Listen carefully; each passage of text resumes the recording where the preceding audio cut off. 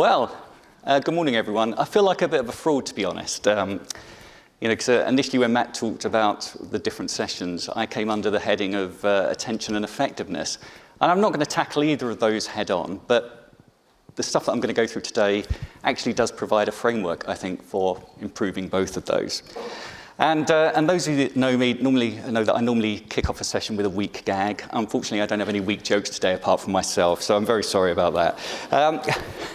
So today I'm going to be revealing the initial headlines from our latest research project, Generation Audio. Now, the ambition for this session is that you'll find these snippets so interesting that you'll be clamoring to sign up for the full launch event, which will be taking place later this autumn. That's the theory anyway, but to be honest, I find it difficult to believe that anyone has ever really clamored to sign up for any research launch event. But I guess there's always a first time, so let's see how we get on. And I'm going to start by taking you on a brief trip down memory lane. Yes, down memory lane, back to 2014, when Radiocentre launched our Audio Now research study. Against the backdrop of growth in new on-demand audio formats, this deep dive qualitative study set out to understand the role played by different audio services in people's lives, and in particular, where they overlapped and how they differed.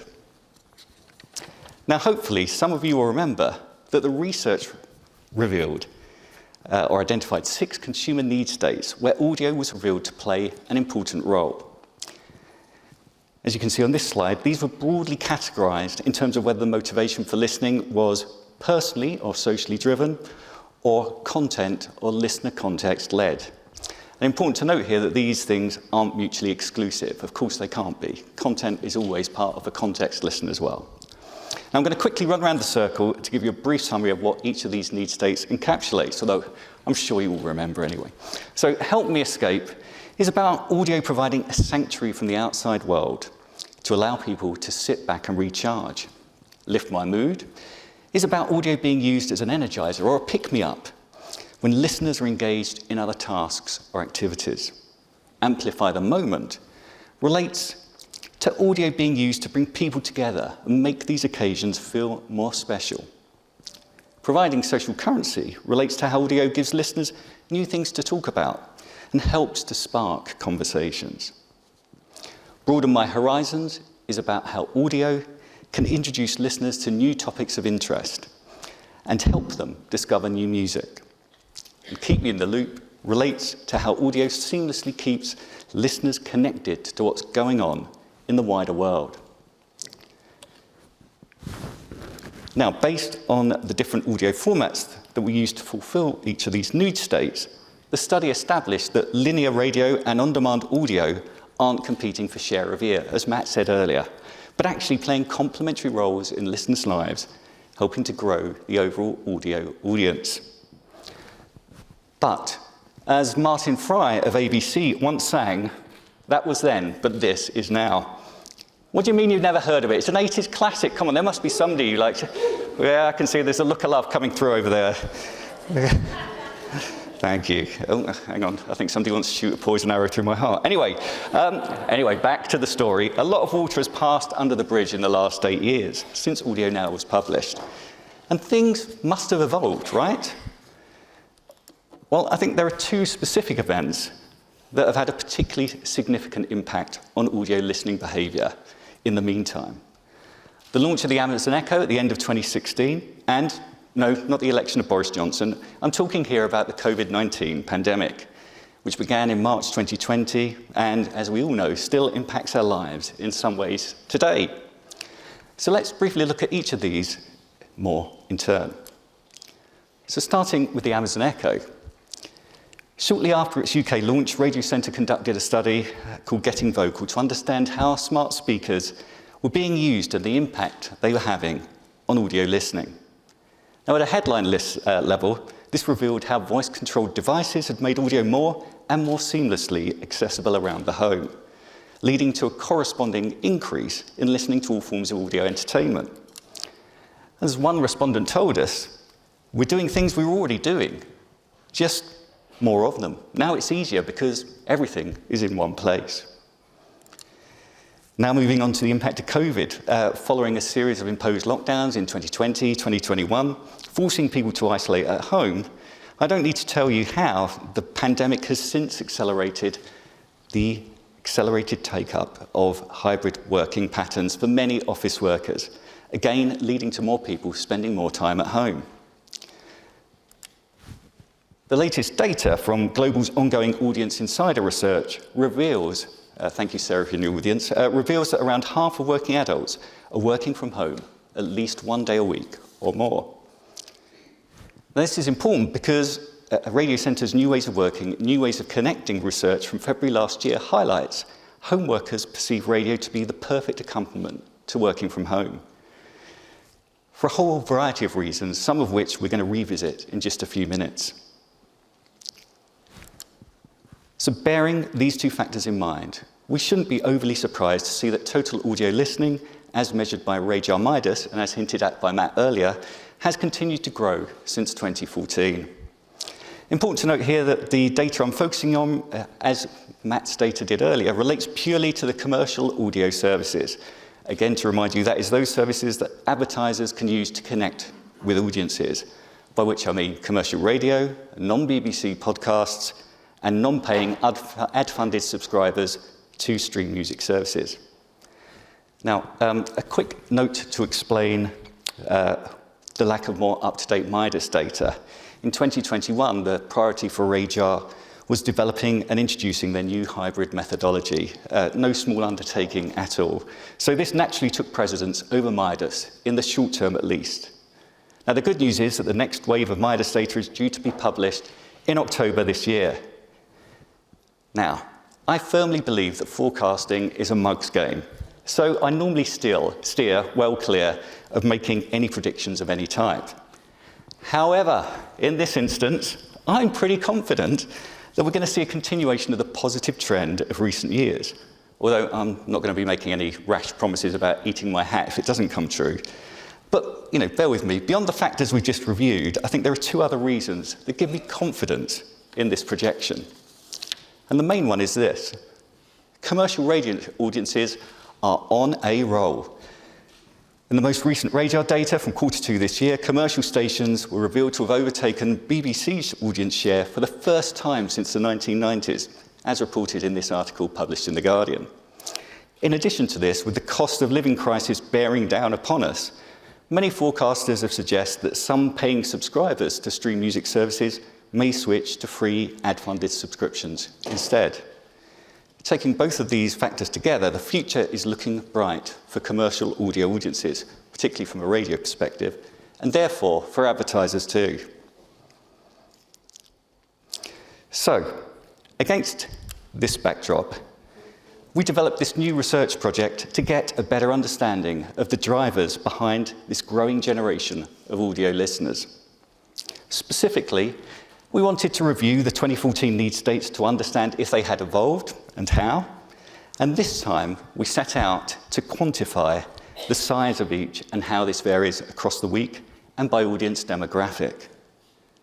Within each need state, we also wanted to understand the scale of listening to individual audio services and the different opportunities they present for advertisers.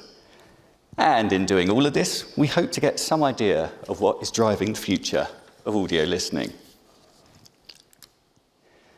So, we appointed independent research company Differentology. Sorry, just going to take a sip of my water.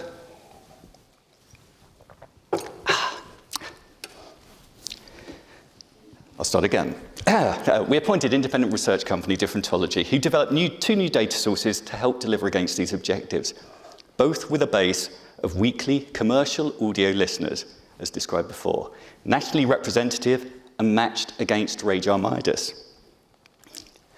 We started with a deep dive, qualitative, autoethnographic project, recruiting 20 listeners to video themselves on their smartphones, recording their motivations behind each and every moment they listened to audio across a week.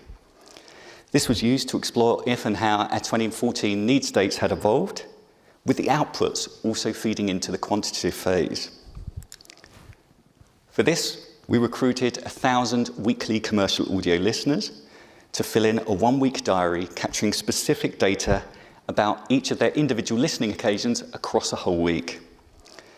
This captured information relating to almost 11,000 individual listening instances, representing just under 500,000 minutes of commercial audio listening in just that 1 week. This robust and credible data set has allowed us to quantify the scale of individual need states and the role of different audio formats within them.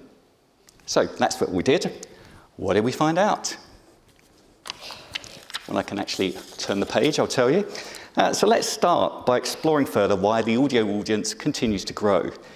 And I'd like to consider this within the context of Byron Sharp's framework of how brands grow. Now, in terms of increasing physical availability or distribution of audio, we've already explored how smart speakers have increased accessibility and listening to all forms of audio. The other major development in distribution since Audio Now is that smartphone penetration has grown by around 50% since 2014. That means 9 in 10 adults have instant access to a pocket full of audio, wherever they are and whatever they're doing. So it's clear that physical availability of audio has grown significantly in recent years. But has this also been mirrored in a shift in mental availability of audio entertainment? Now, for those of you that are unfamiliar with Byron Sharp, and to remind those that are, mental availability describes how many relevant reasons to buy are associated with a particular brand or product. Professor Sharp coined the term category entry points to describe these reasons to buy, but we may also think of them in terms of customer need states. So the crucial question in this context is how have audio need states evolved since our original 2014 analysis? Let's take a look, shall we? So to quickly remind you again, in 2014, Audio Now identified these 6 consumer need states. These were rigorously interrogated during the qualitative phase of this new project, which confirmed their continuing relevance and importance to today's listener. Now, we shouldn't be too surprised by this. Underlying human motivations remain pretty consistent over time. Evolution rather than revolution, and only then to adapt to ongoing transformation in people's daily lives. In this context, the Qual research also revealed how audio is being used to meet one new need state in 2022, which is, drum roll please, there we go, keep me company. So this new need state has emerged out of a growing need for companionship caused by changing living arrangements across the recent past, ongoing post-pandemic working schedules, coupled with a rise in economic hardship, all of which are impacting frequency of social contact. In this context, audio is felt to seamlessly offset feelings of loneliness and provide companionship when people are on their own, especially those working from home. So that's the first new finding. We now have 7 audio need states. Woohoo, one more. Audio's getting bigger, folks, don't forget. But there's a little bit more as well. As I said earlier, the quantitative phase of the project has, for the very first time, allowed us to quantify the relative size of each of our need states based on their share of total audio listening time they account for. So what does this analysis tell us? Building the tension here, obviously. Actually, no, you're still going to have to wait because we're going to do a quick poll. Before we move on to reveal this data, let's see what you think. Let's see how in touch you all are with audio listeners' needs. So please quickly take out your phone. That's assuming you haven't been on it the whole time I've been presenting so far, which I wouldn't blame you, to be honest. Scan the QR code on your lanyard if you haven't already, and place your vote now for the need state you think accounts for the greatest proportion of overall listening time. And you need to be quick because the countdown clock starts now.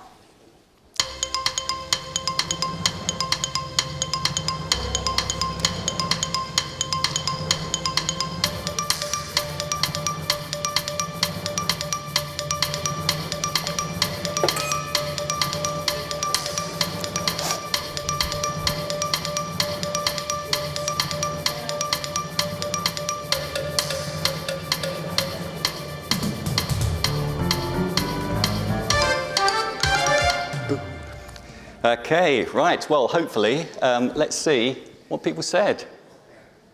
Well, that's interesting, isn't it? So you think, keep me company. That's, well, it's a new one and obviously important. Lift my mood, still big. Help me escape, quite big. Well, that's very interesting. Do you think you're right?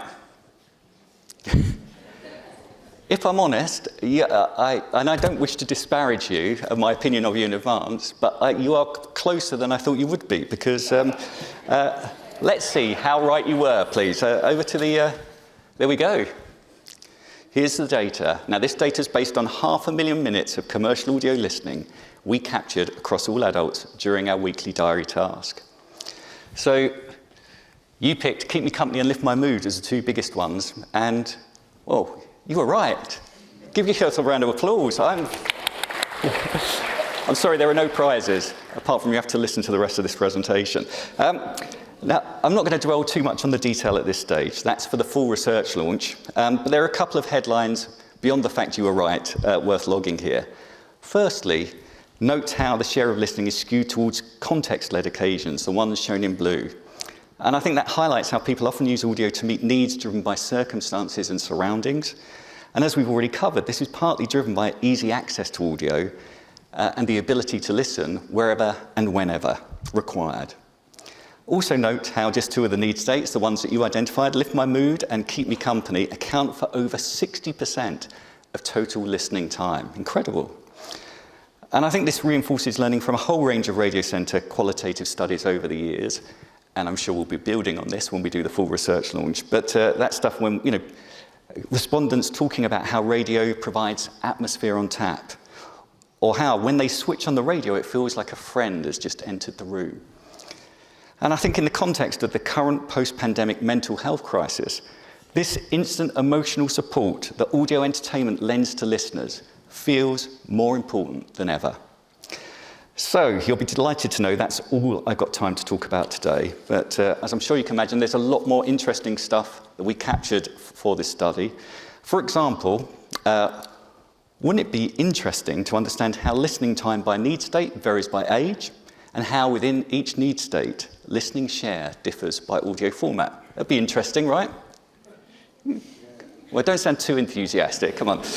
It is very interesting, let me tell you. It is really interesting. And we're going to be presenting all this and more, folks, at the full generation audio research launch planned for November. Now, as I mentioned at the beginning, hopefully this taster session has got you clamouring for more. And if it has, please help prove the doubters wrong by scanning the QR code on screen right now to register your interest in attending. It would be great if all of you could do. That would be great. Please do it. And that's it from me today. If anyone has any questions, because we're a bit short for time, because I did the poll, come and catch me over a coffee or at lunchtime. I'll be around for a chat. And in the meantime, thank you very much for listening, and great to see you all. See you soon. Take care.